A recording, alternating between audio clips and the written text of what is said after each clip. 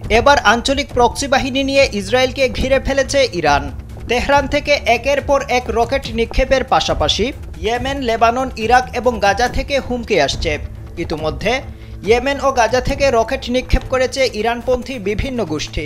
যে কোনো সময় লেবানন এবং ইরাক থেকেও ইসরায়েলে ঝাঁকে ঝাঁকে রকেট নিক্ষেপ হতে পারে। ইতিমধ্যে ইসরায়েলের বিমান প্রতিরক্ষা ব্যবস্থা আয়রন ডোম চুরমার করে তেল আবিবে অবস্থিত ইসরায়েলের প্রতিরক্ষা সদর দপ্তর গুড়িয়ে দিয়েছে ইরান। ইরানের সশস্ত্র বাহিনী আরও জানিয়েছে, আরএস আত্মঘাতী ড্রোন দিয়ে ইসরায়েলের ভেতরে বিভিন্ন স্থাপনায় সফলভাবে আঘাত হানা হয়েছে। ড্রোনগুলো ইসরায়েলে পৌঁছাতে পেরেছে এবং নির্দিষ্ট লক্ষ্যবস্তুতে নিখুঁতভাবে আঘাত হেনেছে। স্যান্ডেলিনা সো, রূপচর্চায় আভিজাত্য। আয়াতুল্লাহ আলী খামেনির দেশ হুমকি দিয়ে বলেছে, তারা ইসরায়েলে আক্রমণ চালিয়ে যাবে এবং আগে নেওয়া সিদ্ধান্তের মধ্যে নিজেদের আর সীমাবদ্ধ রাখবে না।